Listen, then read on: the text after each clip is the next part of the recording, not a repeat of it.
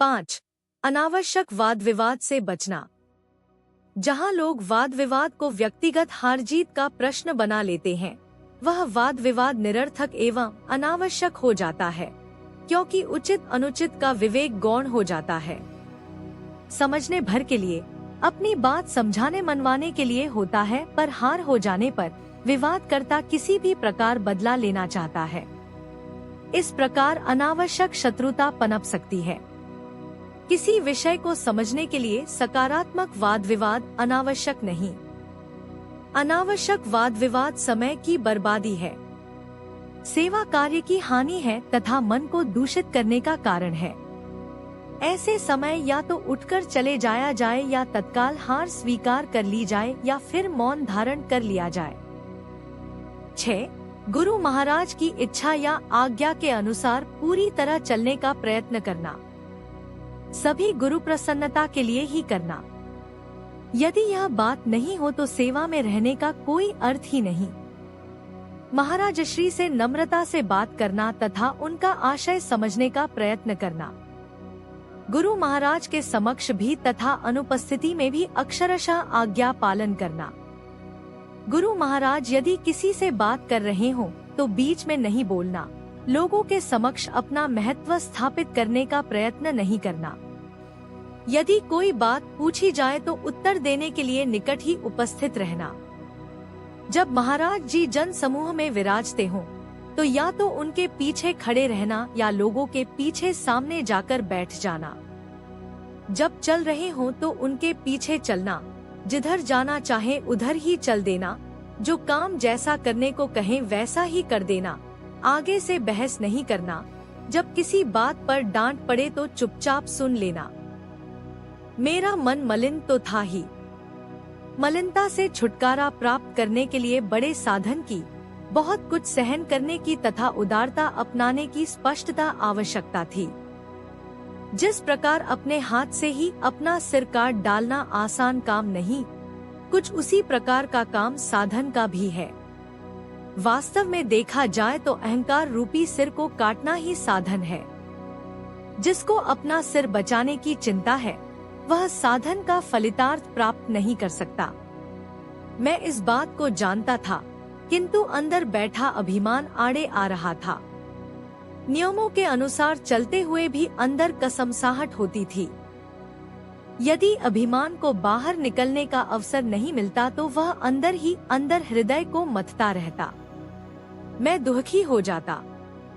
कई बार मेरी कोई गलती नहीं होने पर भी तथा महाराज श्री की जानकारी में सारी बातें होते हुए भी मुझे डांट देते थे तथा किसी व्यक्ति से क्षमा याचना के लिए कहते। गुरु आज्ञा शिरोधार्य कर मैं क्षमा तो मांग लेता, किंतु अंतर से तिलमिला उठता था। मेरे अहम पर चोट जो पड़ती थी और संभवतः मेरे मन पर चोट करना ही महाराज श्री का उद्देश्य भी था। महाराज श्री के लिए अपने मन की बात लोगों पर व्यक्त करना आवश्यक भी नहीं था। गुरुओं की बातें गुरु ही जाने। मलिन चित्त होने से लोग उनकी बात का अन्यथा अर्थ भी ले सकते थे। नियम बना तो लिए, पर उन पर चलना अत्यंत ही कठिन कार्य था। लोग किसी को उसके नियमों, भावनाओं तथा परिस्थितियों के आधार पर नहीं तौलते, अपनी भावना के चश्मे से देखते हैं, अपने विचार से नापते हैं। जो साधक जनसंपर्क में हो तथा सबकी सेवा में लगा हो, उसे बहुत ही कठिनाई आती है। मैंने बार बार अपने मन की क्षमता, सहनशीलता तथा सामर्थ्य को तौला।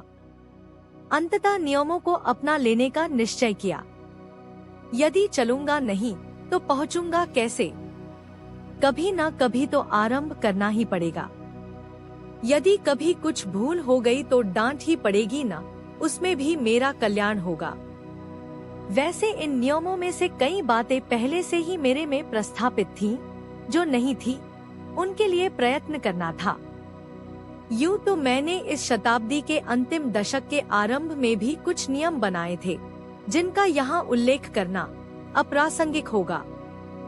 आज के स्वार्थी युग में इन नियमों पर चलने में कठिनाइयाँ बहुत आती हैं। मुझे भी आई, किंतु श्री गुरु कृपा से पार उतरता गया। एक साधक की आंतरिक छटपटाहट को समझने के लिए भीष्म पितामह का उदाहरण उपयुक्त है। उन्होंने एक व्रत लिया तथा आजीवन उस पर अडिग रहे। धृतराष्ट्र मोहांध था, अपने पुत्र दुर्योधन के लिए ही सोचता था। उसके प्रत्येक निर्णय पर इस बात की छाप होती थी। भीष्म सिंहासनासीन राजा की रक्षा करने, आदेश का पालन करने तथा कोई भी प्रश्न न करने के लिए वचनबद्ध थे। अंदर ही अंदर जलते तथा संताप सहन करते थे। न किसी को कुछ कह सकते थे, न शिकायत का एक भी शब्द मुंह पर ला सकते थे। न चाहते हुए भी उन्हें दुर्योधन के पक्ष में युद्ध भी करना पड़ा तथा द्रौपदी वस्त्र हरण का अपमानजनक कुत्सित दृश्य भी सहन करना पड़ा। वह व्यथित हृदय से सब सहन करते रहे, किंतु अपने व्रत से च्युत नहीं हुए। कुछ ऐसी ही अवस्था सहनशील गंभीर साधक की भी होती है। वह अपमान सहन करता है, विधि का विधान मानता है, मुंह पर शिकायत का एक शब्द नहीं, फिर भी सबका आदर करता है, सबसे प्रेम करता है। लोग उस पर आक्षेप करते हैं, वह सुनता रहता है। कोई दुर्व्यवहार करे तो क्षमा कर देता है। उसका लक्ष्य अपने मन को मारना होता है, जगत की प्रशंसा तथा वाहवाही लूटना नहीं। परंतु इस अंतर जलन में भी उसे सुखानुभूति होती है। जगत में अनुभव होने वाले सुख दुख को वह प्रारब्ध का भोग मानता है। सुख दुख आते हैं, चले जाते हैं, पीछे छोड़ जाते हैं निर्मल मन। इसलिए वह अपनी निंदा सुनता है, प्रतिकार नहीं करता। कोई अत्याचार करता है तो क्षमा कर देता है। अपने को उसका विरोधी मानने वालों से भी प्रेम करता है। उन दिनों मेरे पास आश्रम सेवा का अत्यधिक काम था। मेरा कार्यक्रम प्रातःकाल 3 बजे से आरंभ हो जाता था। महाराजश्री 24 घंटे में केवल एक बार प्रातः 3:30 बजे कॉफी का एक कप लेते थे। फिर दिन भर चाय कॉफी कुछ नहीं। अतः 3 बजे उठकर नित्य कर्मों से निवृत्त होकर 3:30 बजे कॉफी बनाना होती थी। बस तब से मेरा सेवा कार्य आरंभ हो जाता था। गुरु महाराज की कुटिया की सफाई, महाराजश्री को घूमने के लिए ले जाना, स्नान की व्यवस्था करना, बाजार करना, रसोई का काम, बगीचा एवं आने जाने वालों की सेवा इत्यादि। दिन भर मेरे पास बात करने का भी समय नहीं था। महाराज श्री की व्यक्तिगत सेवा के अतिरिक्त आश्रम कार्य का भी उत्तरदायित्व था। यहाँ तक कि साधन के लिए भी समय नहीं मिल पाता था। उसके लिए महाराज श्री के आराम में चले जाने के पश्चात रात को 10 बजे गुफा में जाता था। यह सब सेवा तो कुछ भी नहीं थी, न परिणाम में न भाव में ही। जिन्होंने अखंड भाव से अनवरत गुरुओं की सेवा की है, उनका वृत्तांत पढ़कर सिर श्रद्धा से झुक जाता है। ब्रह्मलीन परम गुरुदेव स्वामी शंकर पुरुषोत्तम तीर्थ महाराज ने जिसे अथक परिश्रम तथा सेवा भाव से अपने गुरुदेव स्वामी नारायण तीर्थ देव महाराज की सेवा की थी, उसके समक्ष मैं बहुत बौना प्रतीत होता था। गुरु महाराज की सेवा कोई कर नहीं सकता। जिस पर कृपा करके वह सेवा लेना चाहते हैं, वही कर पाता है। अतः सेवा का श्रेय सेवक को नहीं, सेव्य को जाता है। सेवा करते हुए कई बार मन में क्रोधित भी हो उठता था, कई बार अभिमान भी उदय हो जाता था। यह सब सेवक धर्म के विपरीत है, परंतु मेरे मन की मलिनता मुझे परेशान करती थी। सेवा भाव उसके लिए उपचार स्वरूप था, किंतु कई बार सेवा सुपथ्य के स्थान पर कुपथ्य हो जाती थी। तब मैं अपने मन को धिक्कारता था। कई बार मुझे अपनी मानसिक दशा पर रोना आ जाता था। सेवक धर्म की प्रेरणा लेने तथा उसके रहस्य को समझने के लिए कल्याण प्रेस गोरखपुर से प्रकाशित गुरु सेवकों की कथाएं समय मिलने पर पढ़ता था। उन गुरु भक्तों ने जिस भावना तथा लगन से अपने अपने गुरु की सेवा की, वह अद्वितीय है। मैं तो अभी कच्चा एवं नौसिखिया था, किंतु फिर भी आदर्श रूप में उन्हें अपने सामने रख ही सकता था। इससे मुझे विषय को समझने में सहायता मिली। जब श्री गुरु महाराज भोजन के लिए कहीं पधारते थे तथा यदि मुझे भी साथ ले जाते तो मेरी सारी प्रवृत्तियां संकोचवश ही होती थी। बिना पूछे बोलना नहीं, किसी बात को टोकना नहीं, खाने में जो मिल जाए जैसा तथा जितना भी मिले खा लेना, उठने बैठने में भी अनुशासन का ध्यान रखना। कभी दाल या साग में नमक नहीं हो तो भी मांगना नहीं। गुरु महाराज का प्रेम अतीव था। यदि मैं कहूँ कि उन्होंने प्रेम की वर्षा में मुझे भिगो दिया तो अत्युक्ति नहीं होगी, किंतु महाराज श्री की डांट फटकार का रंग भी न्यारा था। जब कभी डांटने पर आ जाते थे तो निस्संकोच डांटते थे, सारी कसर निकाल देते थे, पर अगले ही क्षण फिर प्रेम में रूप धारण कर लेते थे। महाराज श्री की उदारता की एक घटना याद आ रही है। कोई एक साधु आश्रम में आया। कुछ आश्रमवासियों को साधु का आना अच्छा नहीं लगा। उनके विचार में ऐसे घुमक्कड़ साधु केवल रोटी के लिए घूमते हैं। उन्होंने महाराज श्री से निवेदन किया कि क्या उस साधु को जाने के लिए कह दिया जाए, किंतु महाराज श्री ने कहा, पहले उसे भोजन करा देना। भोजन की आशा से आए हुए को भोजन कराए बिना जाने के लिए कहना उचित नहीं। घुमक्कड़ साधुओं की कठिनाइयां आप लोगों को ज्ञात नहीं। कहाँ खाना, कहाँ सोना, कुछ भी निश्चित नहीं। फिर किसी दिन खाने को मिलेगा भी या नहीं, यह भी साधना का ही एक स्वरूप है। कितना अंतर था महाराज श्री तथा लोगों के विचारों में। एक उदारता की साक्षात मूर्ति तथा दूसरी ओर संकुचित हृदय। मैं मंत्रमुग्ध महाराज श्री की वाणी सुन रहा था, पर आश्रमवासियों को महाराज श्री की बात गले नहीं उतरी, किंतु क्या कर सकते थे, आदेश था। भोजन करा दिया। थोड़ा आराम करने के पश्चात महाराज श्री वरांडे में बैठे हुए थे कि पास के गांव का एक व्यक्ति सिर पर 20 किलो के करीब भेंट स्वरूप गेहूं लेकर आया। महाराज श्री एकदम चिल्लाए, जो लोग उस साधु को बिना भोजन करवाए जाने को कहने की बात करते थे, उन सबको बुलाओ। सब आ गए तो महाराज श्री ने कहा, उस साधु को जो भोजन करवाया है उसके यह गेहूं रख लो। सब एक दूसरे का मुंह देखने लगे। किसी के पास भी बोलने को कुछ नहीं था। तब महाराज श्री बोले, तुम क्या समझते हो कि तुमने उसे भोजन कराया है? कोई किसी को न कुछ खिला सकता है न दे सकता है। सब अपने प्रारब्ध का खाते हैं, प्रारब्ध का लेते हैं। मनुष्य चलता है तो उसका प्रारब्ध आगे आगे चलता है। यह तुम्हारी भ्रांति है कि तुम किसी को खिलाते हो। प्रारब्ध में नहीं हो तो घर में सब कुछ होते हुए भी भूखा रहना पड़ता है। प्रारब्ध में यदि हो तो जंगल में भी भर पेट पकवान मिल जाते हैं। माध्यम कोई भी हो सकता है। महाराज श्री की ऐसी कई घटनाएं मेरे देखने में आई जिनसे उनके हृदय की उदारता का पता चलता है। महाराज श्री अन्य गुरुओं के शिष्यों को प्रभावित करके अपने अधिकार क्षेत्र में लेने के सदा विरोधी रहे। वह कहते, जो अपने गुरु का न हुआ वह हमारा क्या होगा। वैसे भी अपने गुरु पर श्रद्धा ही कल्याणकारी होती है। दूसरे के शिष्य के साधन में तो हस्तक्षेप करना ही नहीं चाहिए। आओ सत्संग करो और बस। जब कोई दूसरे किसी गुरु का शिष्य साधन संबंधी कोई प्रश्न करता तो उत्तर होता, यह अपने गुरु महाराज से पूछो, जैसा वह कहें वैसा करो। साधन एक होते हुए भी प्रणाली में अंतर हो सकता है। दो प्रणालियों का मिश्रण साधक की क्रियाओं की स्वाभाविकता नष्ट कर सकता है।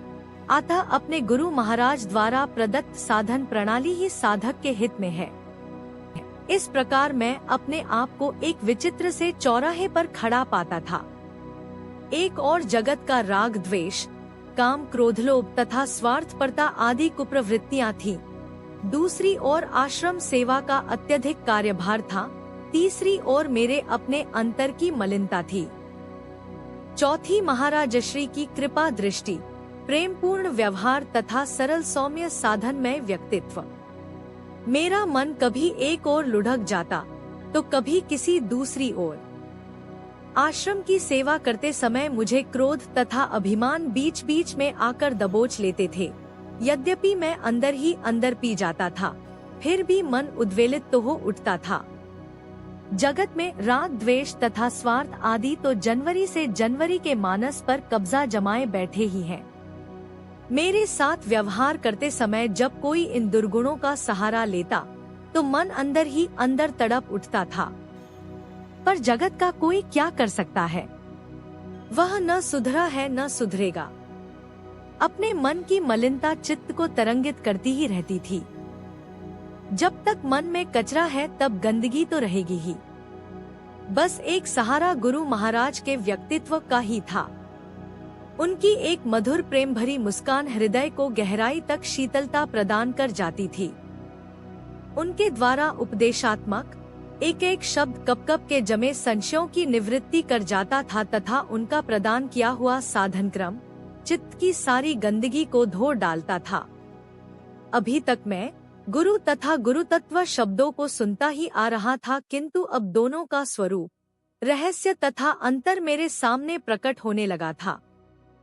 मैं एक ऐसी चार दीवारी में घिरा हुआ था जिसमें जगत के राग, द्वेषादि तथा मन की मलिनता रूपी दो दीवारों में कोई दरवाजा ही नहीं था।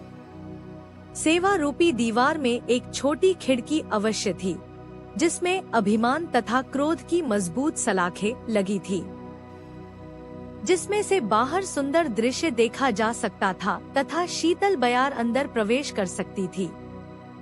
गुरु कृपा रूपी दीवार में बाहर निकलने का एक बड़ा फाटक था, जिसमें से बेरोक-टोक बाहर निकला जा सकता था।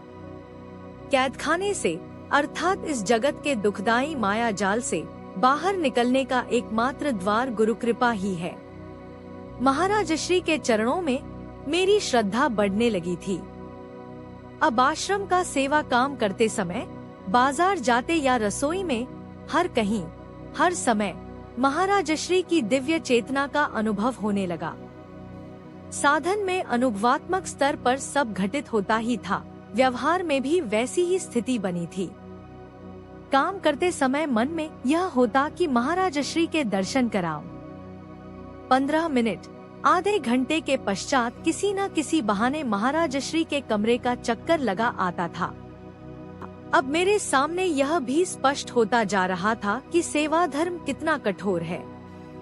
जगत सेवक की सेवा को स्वार्थ के तराजू में तोलता है तथा अपने अभिमान की कसौटी पर कसता है।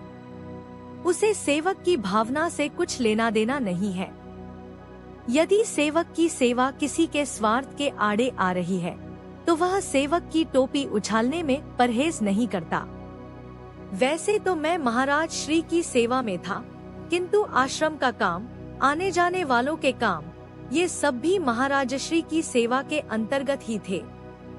लोग इस बात को भूल जाते थे कि यह गुरुजी का सेवक है तथा अपने प्रति की गई सेवा के कारण अपना सेवक मान लेते थे। बस यहीं से सारी समस्या शुरू हो जाती थी। सत्संग में तथा पुस्तकों में पढ़ी हुई यह बात कि सेवक धर्म सबसे कठोर है, अब अनुभव में आने लगी थी। अभिमान तथा क्रोध का मेरे अंदर भी अभाव नहीं था। कभी कभी प्रकट भी हो जाता था, नहीं तो अंदर ही अंदर तो मैं सुलगता ही था। किसी का यदि 100 बार काम कर दिया, किंतु एक भी बार किसी कारणवश नहीं कर पाए, तो वह व्यक्ति 100 बार के किए को भूल जाता है तथा सेवक को सबक सिखाने पर उतर आता है। लोग अपने घर तथा व्यापार का काम निपटाकर अपनी सुविधा से महाराज श्री के दर्शन तथा सत्संग करने आते थे। महाराज श्री की सुविधा का कोई ध्यान नहीं था। उनका स्वास्थ्य कैसा है या दिन में कितना श्रम करना पड़ा है, इस बात को निकट संपर्क में रहने वाला सेवक ही भली भांति समझ सकता था। यदि किसी को अंदर जाने से रोका तो सेवक की शामत। कोई ऐसी बात जिसे स्वयं महाराज श्री के द्वारा करना उचित नहीं समझा गया तथा जिसे सेवक के ही माध्यम से करना उचित समझा गया हो, यदि सेवक ने नहीं कर दी तो सेवक से नाराजगी। जो सेवक रसोई घर की सेवा करता हो, उससे प्रायः लोग नाराज रहते ही हैं। अब सेवक की स्थिति देखिए। यदि वह सच्चा सेवक है तो उसे स्वामी के सभी भक्त एक समान प्रिय हैं, न किसी से राग, न किसी से द्वेष, न किसी से कोई आशा, सबकी एक समान सेवा। वह भक्तों तथा अपने स्वामी के बीच एक सेतु के समान होता है। उसे अपने स्वामी की सुविधा का भी ध्यान रखना होता है तथा साथ ही साथ भक्तों की भी सेवा करना होती है। सेवक किसी से कुछ मांगता नहीं, सेवा ही करता है। जो उस पर कटाक्ष करते हैं उनकी भी, जो उसकी प्रशंसा करते हैं उनकी भी, वह सब सहन करता है पर सेवा नहीं छोड़ता। किंतु लोगों को न तो स्वामी की सुविधा का ध्यान होता है, न ही सेवक की विवशता का। सेवक जितना अधिक सेवा करता है उतना ही अधिक उसे जगत परेशान करता है। उन दिनों में आश्रम सेवा में इतना दत्तचित्त होकर लगा था कि आने जाने वाले प्रायः मुझे आश्रम का नौकर समझते थे। दाढ़ी बढ़ी हुई, पांव से नंगा तथा अत्यंत मलिन वस्त्र, काम करने के लिए रखा हुआ नौकर जैसा। एक बार बाहर से कोई सज्जन आए हुए थे, साथ में उनकी पत्नी तथा एक नौकर भी था। वह मुझे किसी न किसी काम से बार बार बाजार भेजते थे। फिर उन्होंने मुझे दाल की पीठी पीस देने के लिए कहा तो मैंने मना कर दिया, क्योंकि आश्रम का नित्य प्रति करने वाला काम बहुत रखा था। तब उन्होंने एक आश्रमवासी से मेरी शिकायत की कि आपका यह आदमी हमारा काम नहीं करता। पीठी भी हमारे ही आदमी ने पीसी, इसने मना कर दिया। इतने में मैं उधर से निकला तो आश्रमवासी ने हंसते हुए कहा, यह आपकी शिकायत कर रहे हैं। इतने में ही वह मुझ पर उबल पड़े कि तुमने यह कहा, वह कहा, तुम आनाकानी करते हो। मैंने कहा, देखिए जी, मेरे पास आश्रम का बहुत काम है। आपको यदि रसोई घर में कुछ बनाने का कार्यक्रम बनाना हो तो उसकी व्यवस्था भी आपको स्वयं करना होगी। आदमी आपके पास है ही। इतना कहकर मैं तो चला गया। पीछे उन आश्रमवासी ने उन्हें समझाया कि वह हमारा कोई नौकर तो है नहीं, सेवा भाव से काम करता है, हम उसे ज्यादा कह भी नहीं सकते। यह सुनकर वह सज्जन आश्चर्यचकित हो गए तथा मेरे पास आकर क्षमा याचना करने लगे। सेवा कार्यों में इस प्रकार की अनेक कठिनाइयों का अनुभव होता रहा। मैं भी मन में ठाने हुए था कि 1 वर्ष का समय सेवा में ही व्यतीत करना है। कई बार जब मेरे द्वारा कुछ किए जाने पर उसका श्रेय कोई दूसरा ले जाता तो बहुत बुरा लगता, किंतु यह सोचकर कि सेवा श्रेय लूटने के लिए नहीं होती, मन को समझा लेता था। सेवा का अवसर प्राप्त होना स्वयं में श्रेय है। जो कोई किसी पारितोषिक, नाम अथवा यश के लिए सेवा करते हैं, वे अपने आप को तथा सेवा भाव को ठगते हैं। यदि कोई काम बिगड़ जाता था तथा उसका उत्तरदायित्व कोई मेरे ऊपर डाल देता था तो भी बहुत बुरा लगता था। फिर मैं यह नियम भी बना चुका था कि किसी की शिकायत अथवा निंदा नहीं करना, कोई आक्षेप करे तो प्रतिकार नहीं करना। देखने में ऐसा लगता था कि यह नियम बनाकर मैंने अपने आप को बांध लिया है, किंतु ये सब बातें मेरी साधना का अंग थी। जब गुरु महाराज से फटकार सुनने को मिलती थी तो यह संतोष कर लेता था कि इसमें भी मेरा कल्याण ही है। इस प्रकार सहनशीलता से संचित संस्कारों के क्षय का मार्ग खुलता चला गया। शंकराचार्य का सहनम सर्व दुहखाना अप्रतिकार पूर्वकम, सब दुहकों को सहन करना, प्रतिकार नहीं करना, मुझे बार बार याद आता था। शंकराचार्य ने गहन चिंतन तथा अनुभव के पश्चात ही यह लिखा होगा। अपना मन तो दूषित था ही, न जाने कितने जन्मों की मैल एकत्र थी। अभी तो नए नए संस्कार भी जमा होते जा रहे थे। यह नहीं होता तो मन विक्षिप्त, उद्विग्न तथा चंचल ही क्यों होता। चित्त निर्मल होता तो भटकने की भी क्या आवश्यकता थी। कोई रोगी ही चिकित्सक के पास जाता है। जगत विषय से त्रस्त जीव ही गुरु शरण ग्रहण करता है। सभी संतों महापुरुषों को मन के हथकंडे झेलने पड़े हैं। सभी ने मन का रोना रोया है तथा सभी ने गुरु को ही उसका उपाय बताया है। यह लिखा ही जा चुका है कि मेरे पास आश्रम का सेवा कार्य बहुत था, किंतु यह सब सेवा शारीरिक ही थी। मेरे रहने के कारण आश्रम पर कुछ न कुछ आर्थिक बोझ पड़ता ही था तथा मैं आर्थिक सेवा कुछ भी नहीं कर पाता था, क्योंकि मेरे पास कुछ था ही नहीं। दूसरे कई लोगों को देखता था जो यथायोग्य आर्थिक सेवा करते थे। कुछ तो पानी का एक गिलास ही पीकर चले जाते थे तथा जाते समय कुछ भेंट करके ही जाते थे।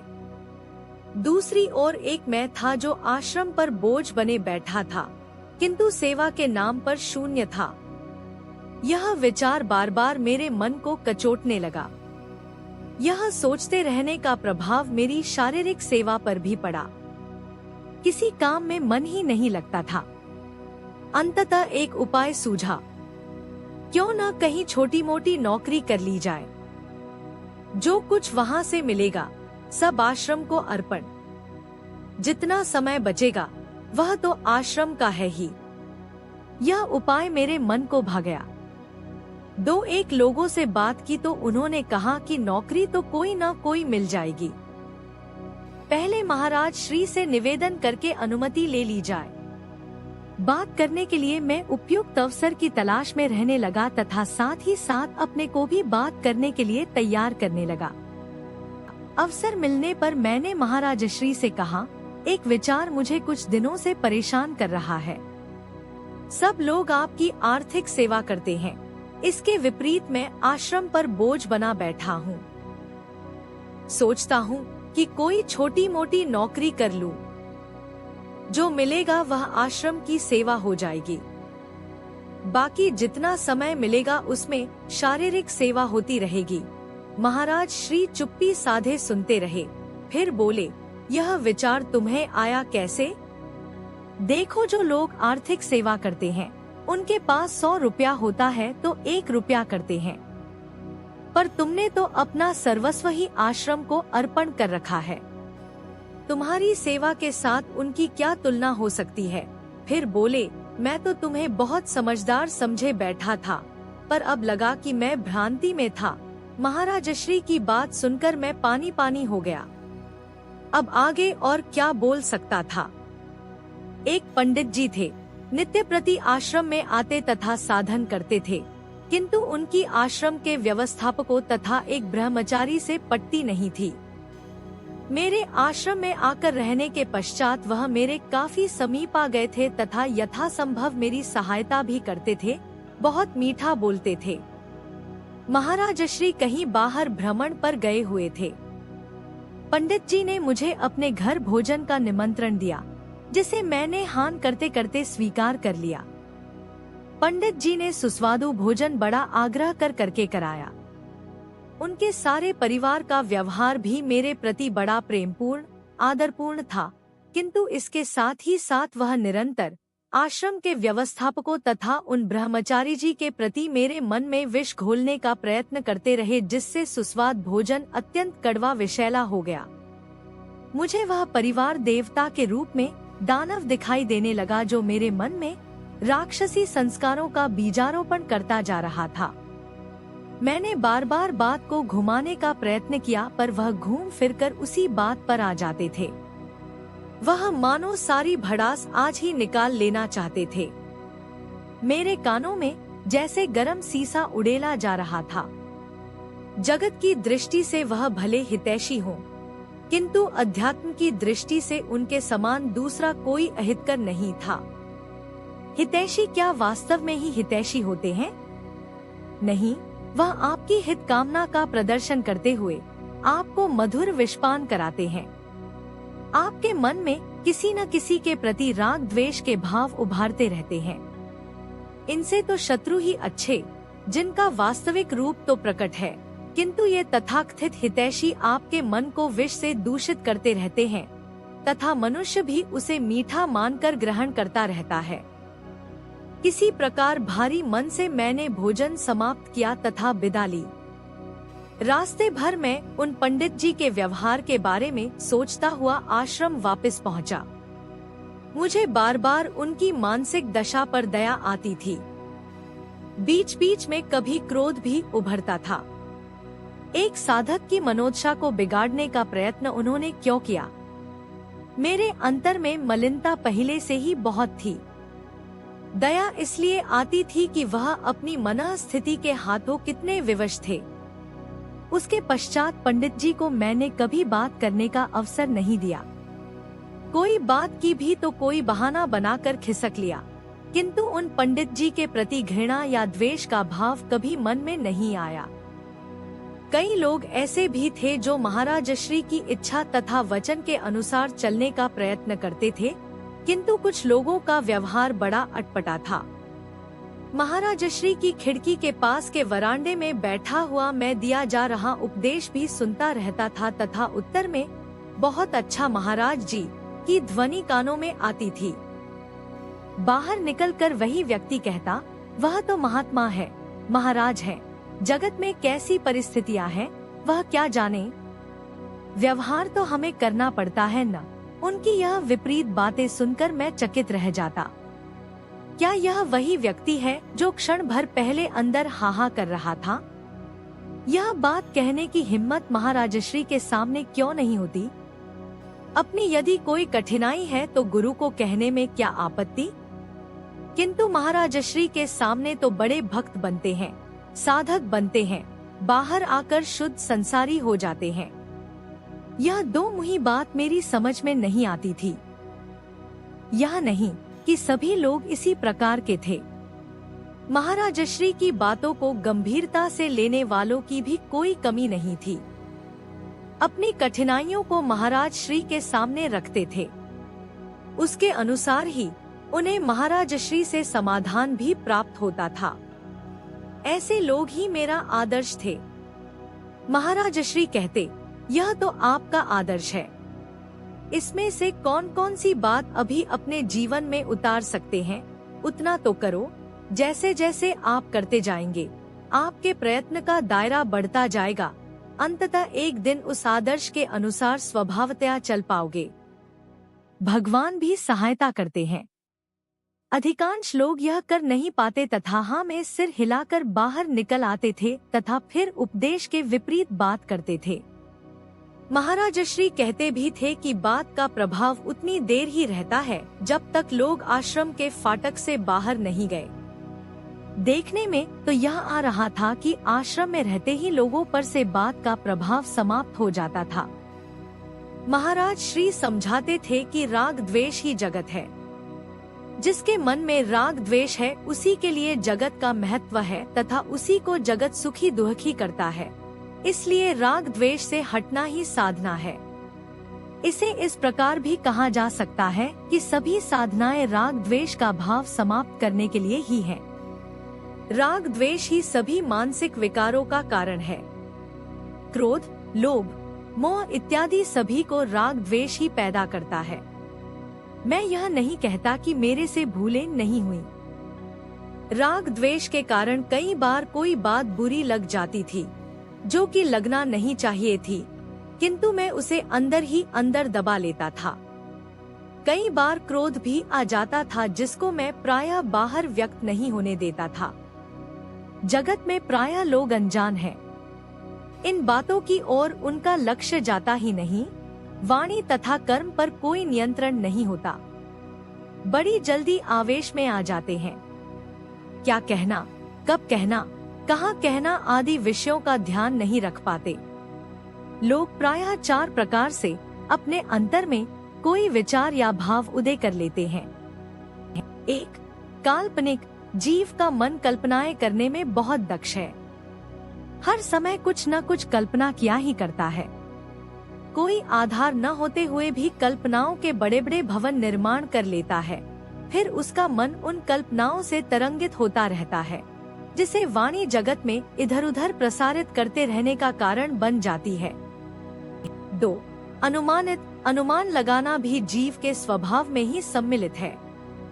अमुक व्यक्ति से मिला है तो उसने अवश्य ही मेरे बारे में कुछ कहा होगा। फिर उस अनुमान के आधार पर बहुत कुछ सोच लेता है कि उसने कहीं ऐसा तो नहीं कह दिया। यदि उसने ऐसा कहा है तो मुझे अवश्य ही उसका प्रतिकार करना चाहिए। बस उस अनुमान के आधार पर उस व्यक्ति के विरुद्ध मोर्चा खोल देता है तथा सच झूठ का कोई विचार किए बिना जो मुंह में आया प्रचारित किए जाता है। 3. सुनी सुनी बातों पर विशेषकर जब किसी की बुराई हो, विश्वास कर लेना भी मनुष्य स्वभाव है। बिना उसकी सच्चाई का पता लगाए केवल किसी के कह देने भर से उस पर विश्वास कर लेना युक्ति संगत नहीं। जगत में न लोगों की कमी है न बुराइयों की। यदि सच पूछा जाए तो प्रत्येक व्यक्ति अपने अंतर में अवगुणों का भंडार लिए बैठा है। अपने अवगुणों की ओर किसी का ध्यान नहीं जाता, किंतु किसी दूसरे व्यक्ति की छोटी सी बात को लेकर उठ खड़ा होता है। आप किसी एक व्यक्ति को कुछ बात कह दें, समझ लो वह बात अनेक व्यक्तियों तक चली गई है। 4. वास्तविक अर्थात जिस बात का कोई आधार हो। वास्तविक बात के साथ भी लोग कई प्रकार की काल्पनिक तथा अनुमानित बातें जोड़कर बात को बहुत बड़ा रूप देते हैं। जैसे जैसे बात एक मुंह से दूसरे मुंह तक पहुंचती है, उसका रूप बड़े से बड़ा होता जाता है। वास्तविकता दब जाती है तथा काल्पनिक और अनुमानित बातों का ढेर लग जाता है। उपर्युक्त सभी बातों में लोगों को उलझा हुआ देख सकता था। मुझे स्वयं भी इनका सामना करना पड़ता था। वास्तविक कारण होने पर क्षमा याचना करने में मुझे आपत्ति न थी, किंतु काल्पनिक, अनुमानित एवं सुनी सुनाई बातों का क्या किया जाए। जब ऐसी बातें चाहे किसी के भी बारे में सुनने को मिलती थी तो बुरा तो लगता ही था।